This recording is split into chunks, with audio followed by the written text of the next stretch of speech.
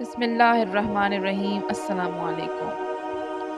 دنیا میں آنسو بہانے والوں کے سب آنسوؤں کو جمع کیا جائے تو پھر بھی وہ ان 5 ہستیوں سے کم ہی ہوں گے۔ یعنی دنیا میں اللہ کے 5 ایسے پیارے گزرے ہیں کہ جو بہت زیادہ روئے ہیں۔ سب سے پہلے حضرت آدم علیہ السلام ہیں جو کہ جنت کے فراق اور اللہ کی ناراضگی میں روئے۔ دوسرے حضرت نوح علیہ السلام ہیں جو اپنی امت کے غم میں روئے۔ تیسرے حضرت یحییٰ علیہ السلام ہیں جو خوف خدا میں بہت روئے۔ چوتھی حضرت فاطمہ زہرا سلام اللہ علیہا جو کہ فراق رسول میں بہت زیادہ گریہ کرتی رہیں۔ اور حضرت امام زین العابدین علیہ السلام واقعہ کربلا کے بعد اپنے والد گرامی امام حسین علیہ السلام کی پیاس یاد کر کے روتے رہے۔ امام زین العابدین علیہ السلام کی ولادت 38 ہجری میں مدینہ المنورہ میں ہوئی۔ آپ کے والد بزرگوار امام حسین علیہ السلام اپنے والد ماجد حضرت امام علی علیہ السلام سے اظہار عقیدت کے لیے اپنے بچوں کے نام علی رکھتے تھے۔ اسی مناسبت سے امام زین العابدین کا نام بھی علی ہے اور کنیت ابو محمد، ابو الحسن، ابو القاسم ہے۔ جبکہ کثرت عبادت کے سبب آپ کا لقب سجاد، زین العابدین، سید العابدین اور امین ہے۔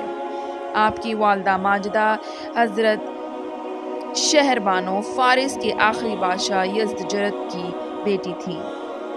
سیدنا امام زین العابدین علیہ السلام نے 2 سال تک اپنے دادا حضرت مرتضیٰ کی آغوش میں پرورش پائی۔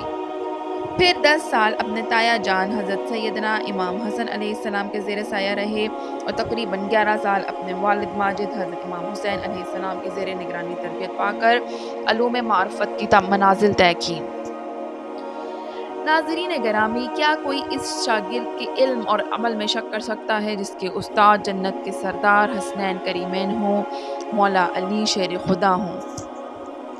آپ کی زندگی کا ایک واقعہ جو روزانہ 5 دفعہ رونما ہوتا تھا وہ یہ تھا کہ آپ جب بھی وضو کرتے تھے تو آپ کا چہرہ انور زرد ہو جاتا تھا۔ جب کوئی آپ سے پوچھا کرتا تو امام زین العابدین یوں فرماتے: کیا تم نہیں جانتے میں کس کے سامنے کھڑا ہونے جا رہا ہوں؟ تاریخ انسان کا سب سے پرسوز واقعہ جس میں سیدنا امام زین العابدین کربلا میں اپنے والد گرامی اور اصحاب کے ساتھ ہونے والے تمام سانحات کے عینی شاہد بنے۔ مشیت الہی کے سبب آپ پر بیماری کے اثرات چھائے رہے جس وجہ سے امام حسین نے آپ کو میدان میں جانے سے منع فرمایا، اور یہی سبب تھا کہ یزیدی فوجیوں نے آپ کو شہید کرنے کے بجائے اسیر بنا دیا۔ جب اسیران کربلا گورنر ابن زیاد کے دربار میں پیش ہوئے تو سیدنا امام زین العابدین کے خطبے کو سن کر ابن زیاد غصے میں آیا اور اس نے چاہا کہ وہ انہیں بھی شہید کرتے، لیکن حضرت زینب سلام اللہ علیہا نے فرمایا: میرے جیتے جی ایسا نہیں ہو سکتا۔ چنانچہ ایک عورت کے قتل اور بغاوت کے ڈر سے ابن زیاد امام زین العابدین کو شہید کرنے سے باز رہا۔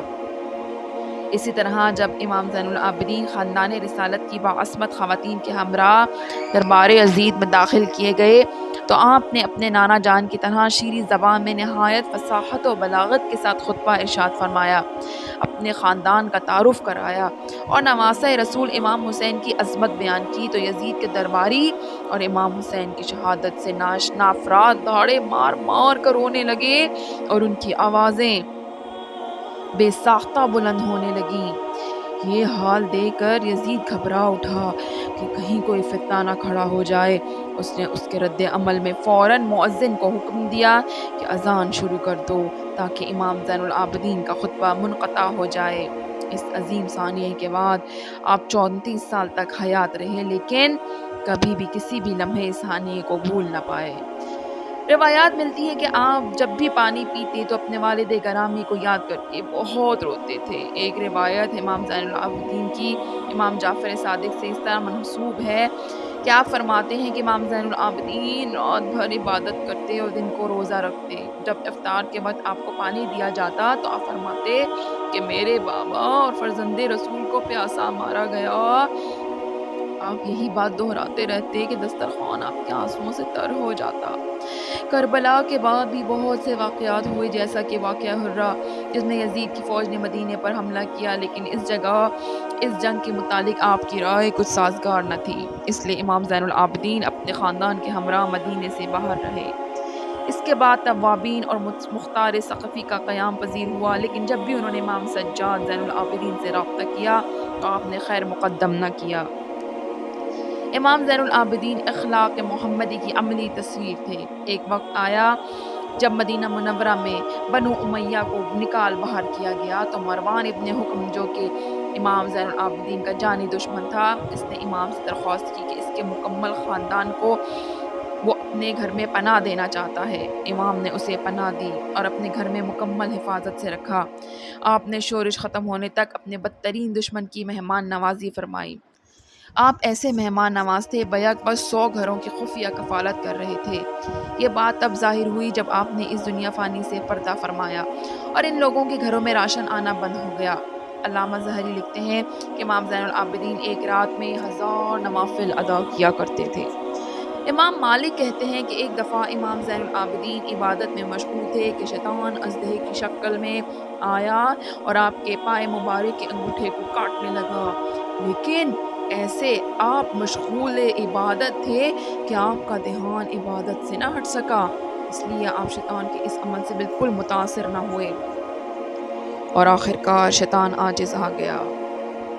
روایات کہتی ہیں کہ ایک دفعہ آپ حج پر گئے تو سب لوگ لبیک پکار رہے تھے، لیکن آپ نے لبیک نہ کہا۔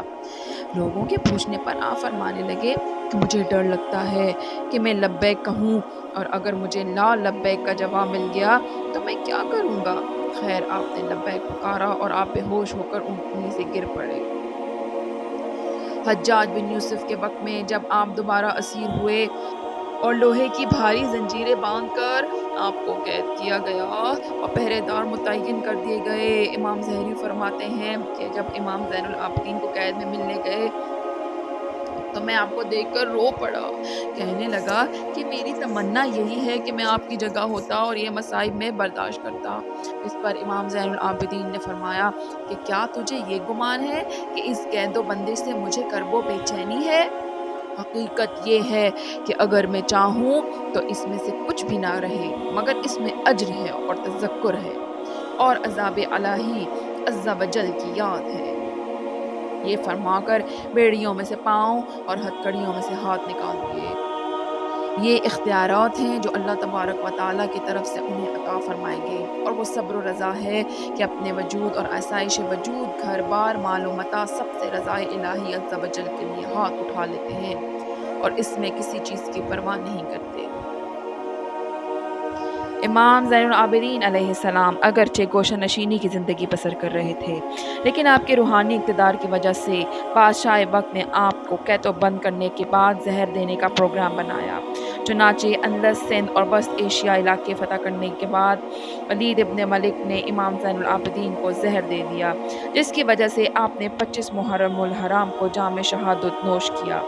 آپ کی نماز جنازہ آپ کے بیٹے امام محمد باقر علیہ السلام نے ادا کی اور آپ کو جنت البقیع میں آپ کے تایا جان امام حسن علیہ السلام اور دادی جان بی بی فاطمہ سلام اللہ علیہا کے پہلو میں دفن کر دیا گیا۔ اللہ تعالیٰ ان کے ظاہری و باطنی برکات سے مسلمانوں کو فیض یاب فرمائے اور ان کی اخلاص مندانہ قربانیوں کی برکت سے اسلام کو ہمیشہ مظفر و منصور رکھے۔ اے اللہ، تجھے امام سید سجاد کا واسطہ مجھے سجدہ کرنے والا بنا اور باقر علم و ہدا کے وسیلے سے اور علم دین کی دولت سے مالا مال فرما۔ کمنٹ سیکشن میں آمین لکھنا مت بھولیے گا۔